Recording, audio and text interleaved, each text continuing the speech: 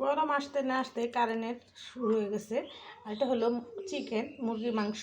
আর আমার নাতির মাংস রান্না করলে খেতে চায় না, তো আমি এটা একটু ফ্রাই করে দিব। সবসময় তার বাহিরের জিনিস খাওয়ানো যায় না, আমি আমার নাতিদের বাহিরের জিনিস খাওয়াই না। আর এটা কি দিয়ে সব মশলা দিয়ে মেখে রাখছি, আমি একটু কর্নফ্লাওয়ার দিয়ে এটা ভাইজা দিব।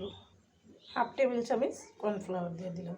যেহেতু বাচ্চাদের বিকেলের একটা নাস্তায় একটু কিছু খাওয়াইলেই অনেক খুশি। বাহিরের জিনিস, তাই বাহিরের জিনিসটা খাওয়াবো না, আমি খালি সবসময় নিজে ঘরে বানিয়ে খাওয়ানোর চেষ্টা করি। দেখেন কত সুন্দর মাখো মাখো হয়ে গেছে। মাংসর থেকে যে পানিটা ছাড়ছিল এই পানিটা দিয়ে ইয়াটা মেখে নিলাম। আর এখানে আমি কড়াইতে তাওয়াতে তেল দিয়ে দিছি হালকা, এটা দিয়ে ভেজে নেব।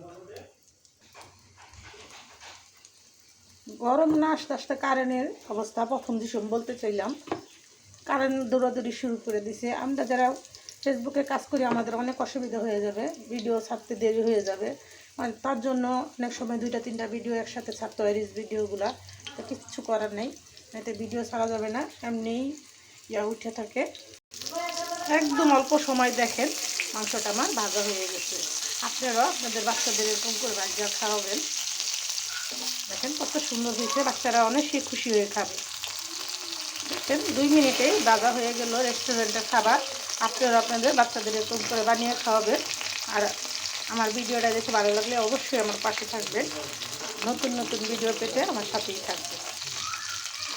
কত সুন্দর হয়েছে, বাচ্চারা অনেক খুশি হয়ে খাবে।